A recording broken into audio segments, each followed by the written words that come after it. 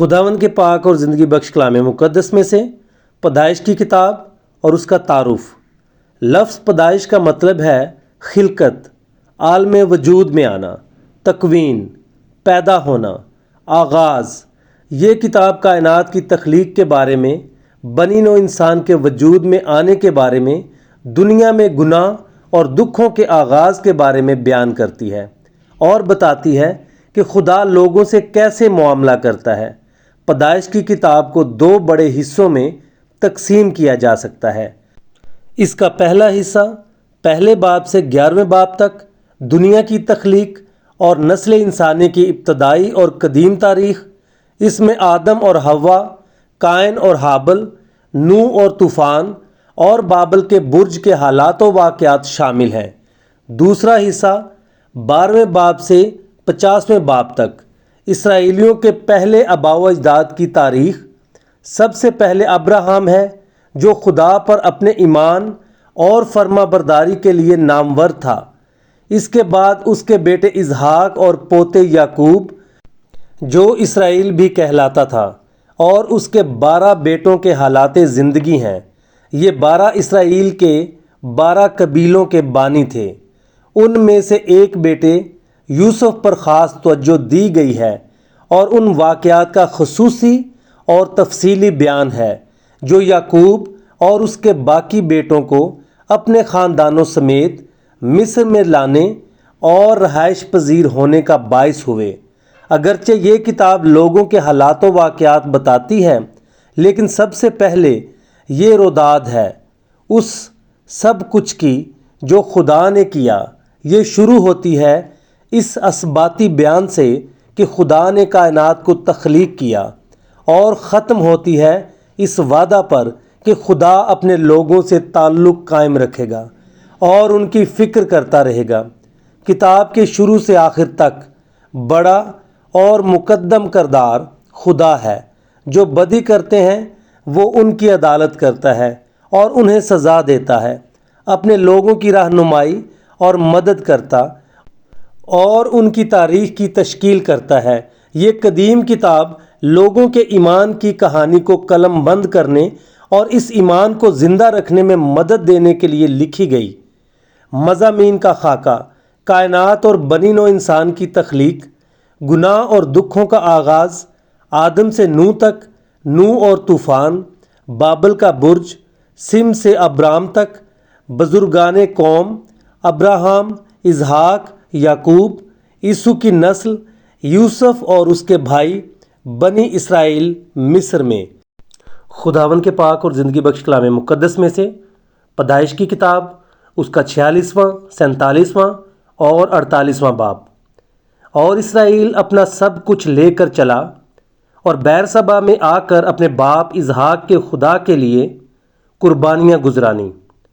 اور خدا نے رات کو رویا میں اسرائیل سے باتیں کیں اور کہا، اے یعقوب، اے یعقوب۔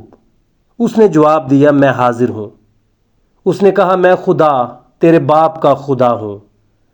مصر میں جانے سے نہ ڈر، کیونکہ میں وہاں تجھ سے ایک بڑی قوم پیدا کروں گا۔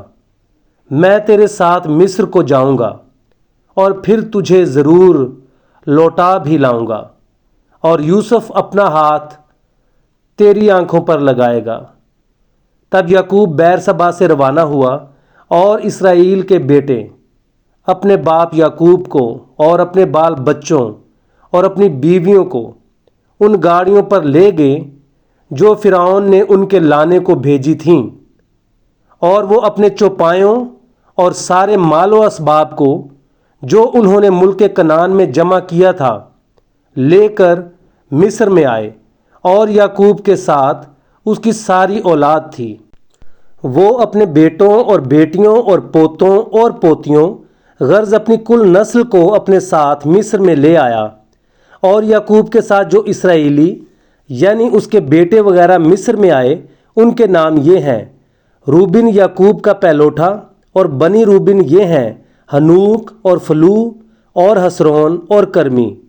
اور بنی شمعون یہ ہیں یمویل اور یمین اور احد، اوریکین اور سہر اور ساؤل جو ایک کنانی عورت سے پیدا ہوا تھا، اور بنی لاوی یہ ہیں جیرسون اور کیہات اور مراری، اور بنی یہودا یہ ہیں ایر اور اونان اور سیلا اور فارس اور زارے۔ ان میں سے ایر اور اونان ملک کنعان میں مر چکے تھے، اور فارس کے بیٹے یہ ہیں حسرون اور حمول، اور بنی اشکار یہ ہیں تولے اور فوا اور یوب اور سمرون، اور بنی زوبولون یہ ہیں سرد اور ایلون اور یہلیئیل۔ یہ سب یعقوب کے ان بیٹوں کی اولاد ہیں جو فدان آرام میں لیا سے پیدا ہوئے، اسی کے باطن سے اس کی بیٹی دینا تھی۔ یہاں تک تو اس کے سب بیٹے بیٹیوں کا شمار 33 ہوا۔ بنی جد یہ ہیں سفیان اور حجی اور سونی اور اسبان اور ایری اور اروردی اور اریلی، اور بنی عاشر یہ ہیں یمنا اور اسوا اور اسوی اور بریہ اور سیرا ان کی بہن، اور بنی بریہ یہ ہیں ہبر اور ملکییل۔ یہ سب یعقوب کے ان بیٹوں کی اولاد ہیں جو زلفا لونڈی سے پیدا ہوئے، جسے لابن نے اپنی بیٹی لیا کو دیا تھا۔ ان کا شمار 16 تھا۔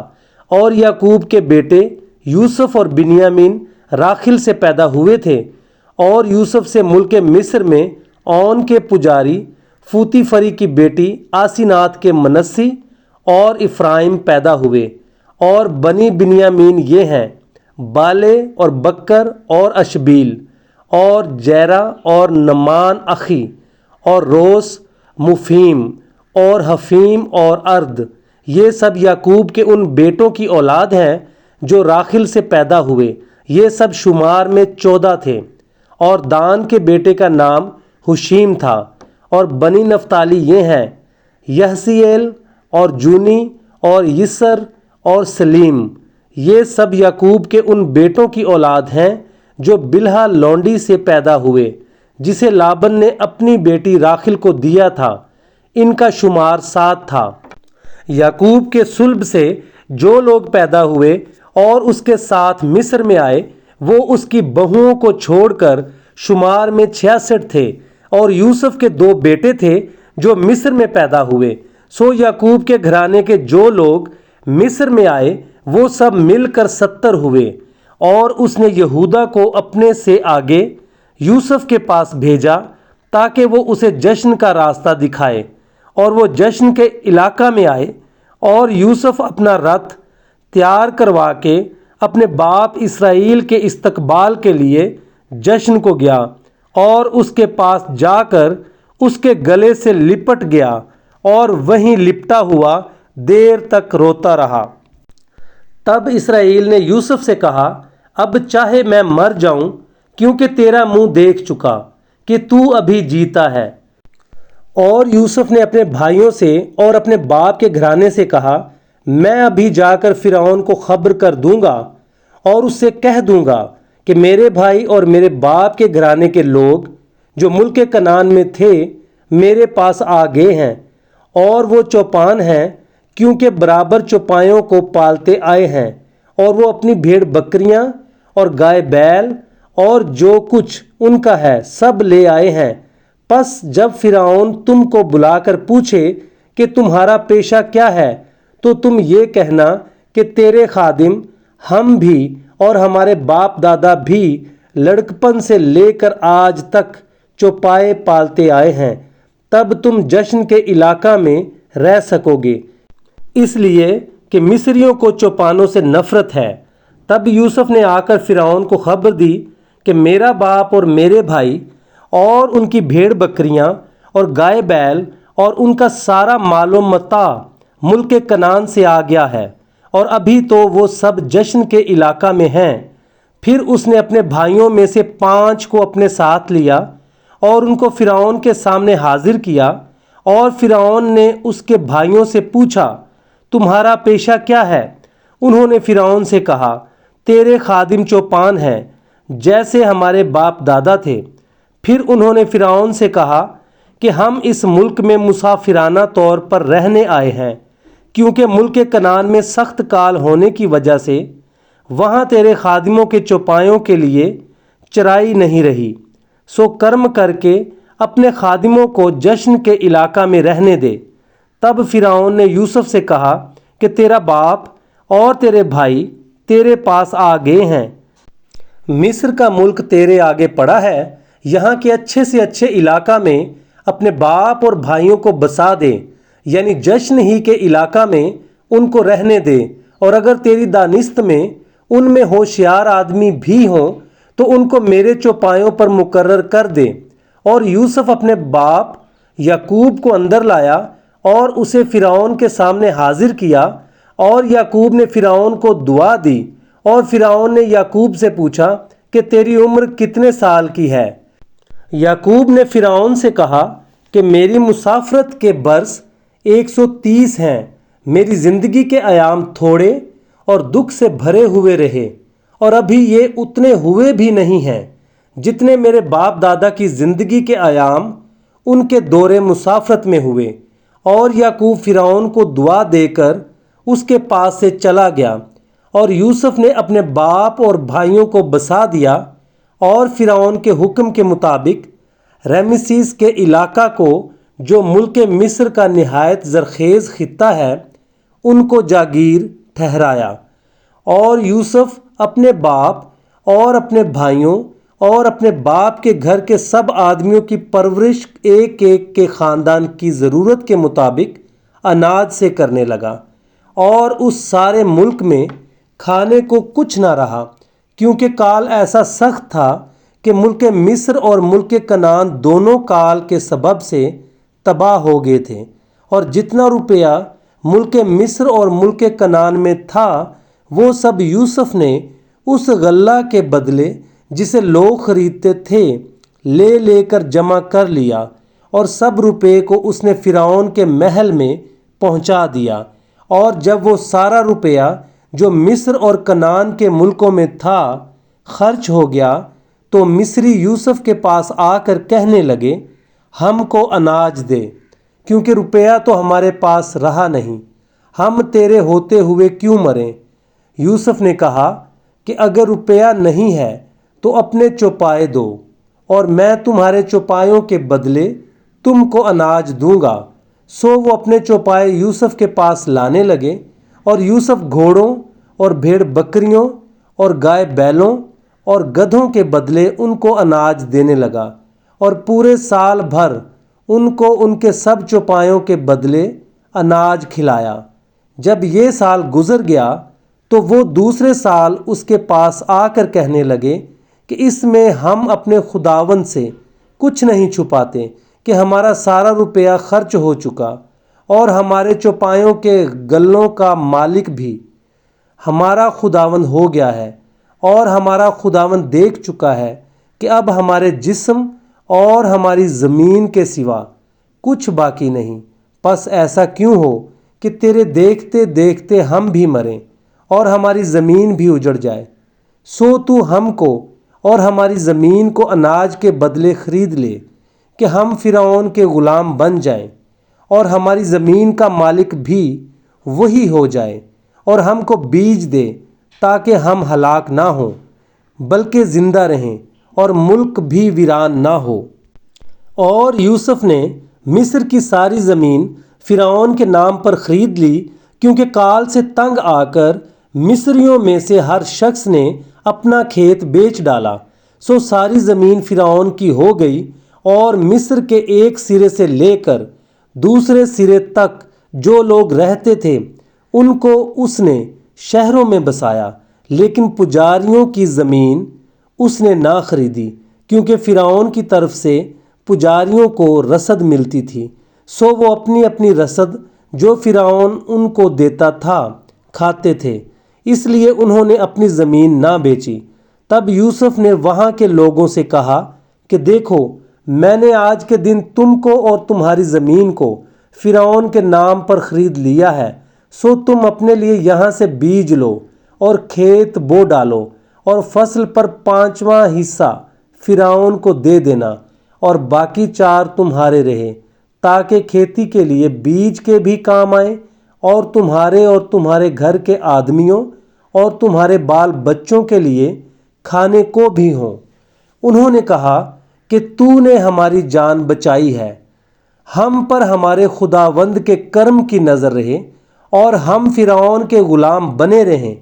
اور یوسف نے یہ آئین جو آج تک ہے مصر کی زمین کے لیے ٹھہرایا کہ فرعون پیداوار کا 5واں حصہ لیا کرے۔ سو فقط پجاریوں کی زمین ایسی تھی جو فرعون کی نہ ہوئی، اور اسرائیلی ملک مصر میں جشن کے علاقہ میں رہتے تھے، اور انہوں نے اپنی جائیدادیں کھڑی کر لیں، اور وہ بڑھے اور بہت زیادہ ہو گئے، اور یعقوب ملک مصر میں 17 برس اور جیا۔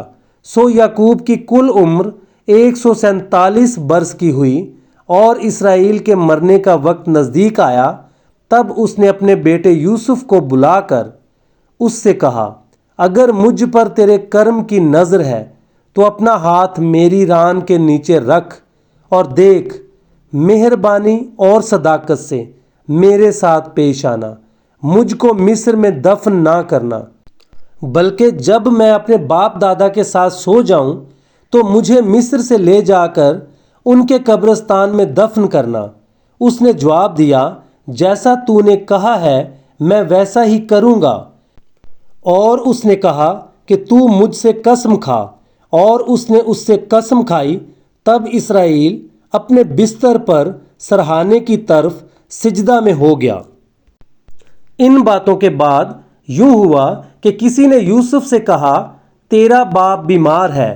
سو وہ اپنے دونوں بیٹوں منسی اور افرائیم کو ساتھ لے کر چلا، اور یعقوب سے کہا گیا کہ تیرا بیٹا یوسف تیرے پاس آ رہا ہے۔